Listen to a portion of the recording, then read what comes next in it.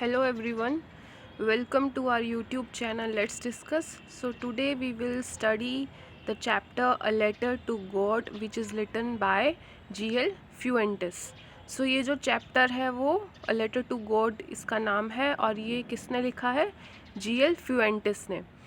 So इनके जो author हैं वो G.L. Fuentes हैं और ये जो चैप्टर है आपका ये क्लास 10th का है. सो चलिए इसको पढ़ते हैं. A letter to God, the story a letter to God by G.L. Fuentes. He was one of the greatest writers of that time. So ये जो राइटर हैं ये बहुत ही बड़े राइटर थे, बहुत ही ज़्यादा फेमस थे अपने टाइम में. He was a Mexican poet. वो क्या है? मैक्सिकन पोएट है, नॉवलिस्ट है और journalist. The story revolves around the idea of having unquestionable faith in God. The story here is the one taking place in Latin American country. So ये जो story है वो किसके अराउंड रिवॉल्व करती है? अनक्वेश्चनेबल फेथ के बारे में बात करती है इन गॉड. और जो स्टोरी है वो कहाँ पे ली गई है? लैटिन अमेरिकन कंट्री में. सो फ्यूएंटिस जो कि इनके ऑथर हैं depicts unwavering faith of a farmer in God. So इस स्टोरी में जो ऑथर हैं वो अनवेवरिंग मतलब बहुत ज़्यादा फेथ होना किसी चीज़ में. तो एक किसान है, फार्मर है, जिनको बहुत ज़्यादा फेथ है किसके अंदर? गॉड, भगवान के अंदर. It begins with a farmer named Lencho. So जो फार्मर है उनका नाम क्या है? Lencho. Expecting for a rain shower to nourish his field of corn. So उसका एक खेत होता है, उनका एक खेत होता है और वो क्या एक्सपेक्ट कर रहे हैं भगवान से कि अच्छे से बारिश हो उनके, मतलब ताकि उनकी जो फसल है, उनकी जो खेती है मक्के की, वो अच्छे से ग्रो हो. He is confident that his harvest is going to yield him huge profits just like it does every year. So उनको भरोसा था, he was very much confident about that this year also he will earn a huge profit, कि उनको इस बार भी पहले के जैसे प्रॉफिट होगा. To his utmost excitement, rainfall did happen, but sooner it turned into a hailstorm, destroying his entire crop field. सो जैसा वो चाहते थे वैसा ही हुआ, बारिश हुई अच्छे से, बट सूनर जल्द ही क्या हुआ? Hello storm. हेल स्ट्रॉम क्या होता है? ओले जो पड़ते हैं. सो हेल स्ट्रॉम हुआ और जिसकी वजह से उनकी जो सारी फसल थी it was destroyed. The damage posed a threat to the family survival as their entire livelihood was dependent on the year's produce.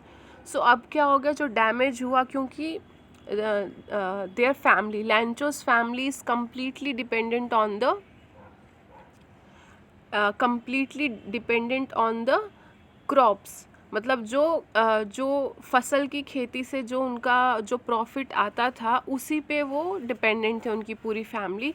But उनका जो एंटायर लाइवलीहुड है, जो उनकी रोज़ी रोटी है, वो उनका वही था, उनकी जो फसल है, खेती है, वही था. बट वही डिस्ट्रॉय हो गया. अब सवाल किस पे आ गया? उनके सर्वाइवल पे. Although disheartened, the family had robust belief in the Almighty. So although their crop was destroyed, still they had a belief in the Almighty God. Lencho, despite having worked day and night at the field, knew how to write and thus decided to write a letter to God explaining his situation and asking for help.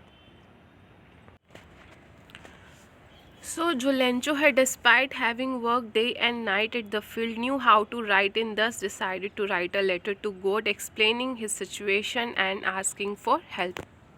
So Lencho, the farmer, he decided that he will write a letter to God, कि वो भगवान को एक पत्र लिखेंगे, एक चिट्ठी लिखेंगे. He went to town to post his letter addressed to God. और वो जो लेटर है उसके बाहर लिखते हैं किस एड्रेस में? टू गॉड, की भगवान को चिट्ठी लिख रहे हैं. The letter on being noticed by the post master at first amused him but then motivated him want to do something for the farmer. So as to keep his immense belief intact, he contributes from his salary and collects money from his colleagues and friends who willingly contributed for an act of charity. So बाद में क्या होता है कि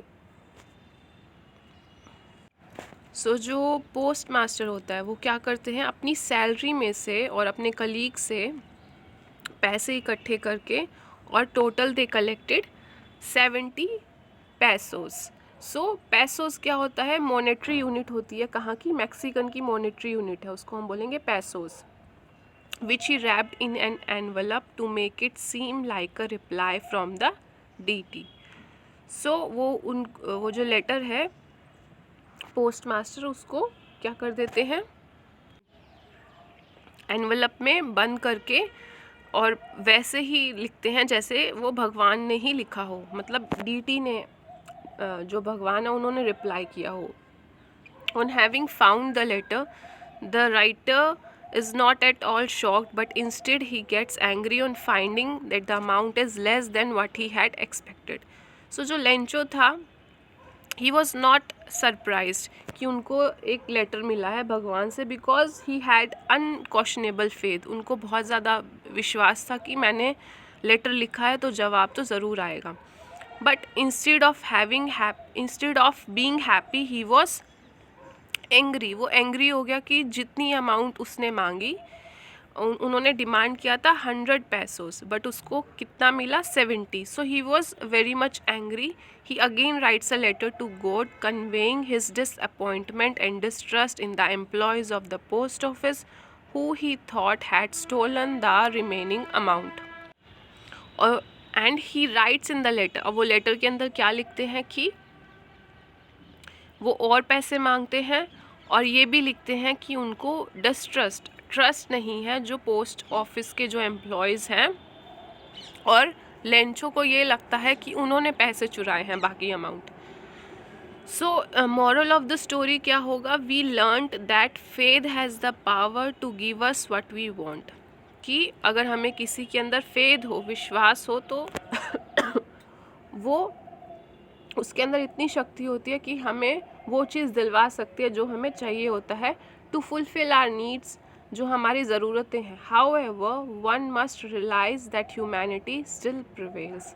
but हमें इस पे भी विश्वास रखना चाहिए कि अभी तक इंसानियत है लोगों में. So now we will discuss the MCQ of this chapter.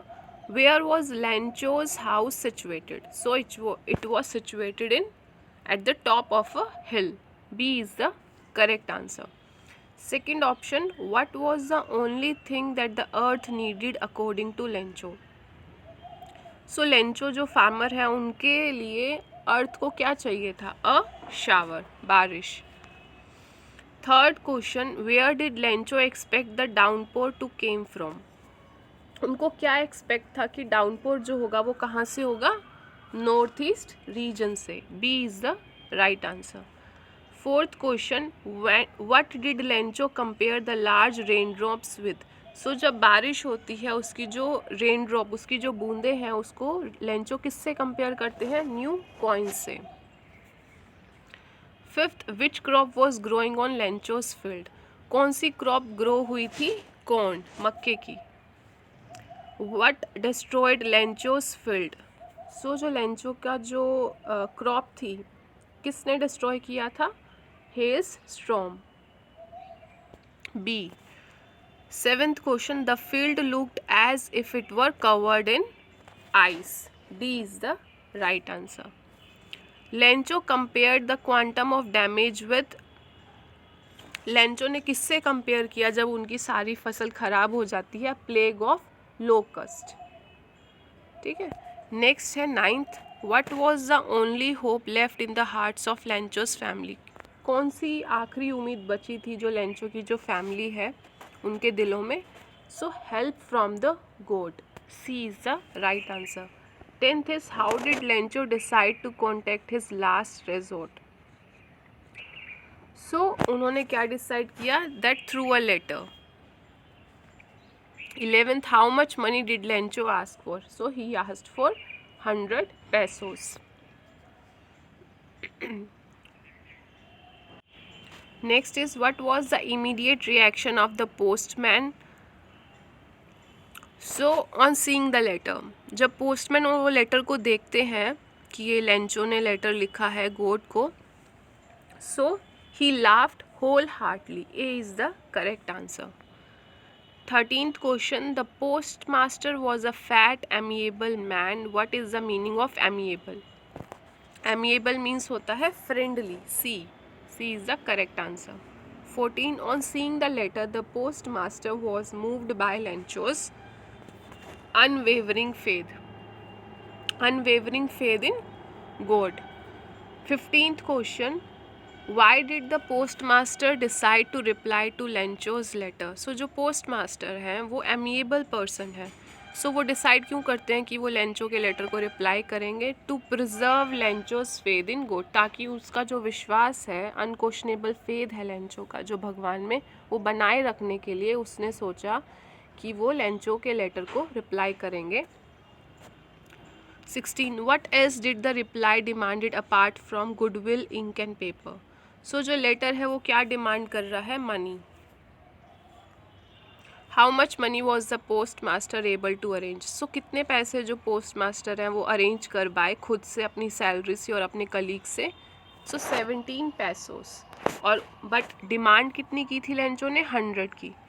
What did the postmaster feel on experiencing Lencho receive the letter? So he was feeling contented. उनको मतलब satisfaction मिला कि एटलीस्ट उनको वो लेटर वापस मिल गया। Why was Lencho not surprised on seeing the money in the envelope? So जो Lencho था वो सरप्राइज क्यों नहीं हुए? Because he had an unwavering faith in God. 20th, how did he feel when he counted the money? He was feeling angry. उनको अच्छा नहीं लगा, उनको बुरा ही लगा कि जितनी अमाउंट उन्होंने मांगी उतनी मुझे नहीं मिली। Next is, what did Lencho think of the post office employees? Bunch of crooks. A is the right answer. What did Lencho ask for in his second letter? So Lencho decided to write second letter to the God. वो decide करते हैं कि वो second letter भी लिखेंगे भगवान को, और उसमें वो क्या मांगते हैं? Remaining amount and not sended by mail. वो उनको बोलते हैं कि मुझे जो बचे हुए पैसे हैं 30 पैसोस वो भी दो, बट उसको मेल से सेंड मत करना। Why, what is the irony in this lesson? So इस चैप्टर की आयरनी क्या है? Lencho blame the post office employees who in fact helped him. So irony क्या है कि जो लेंचो की मदद कर रहे हैं लेंचो उन्हीं को ही ब्लेम कर रहे हैं, right? So C is the right answer. 24th, what type of conflict does the chapter highlight?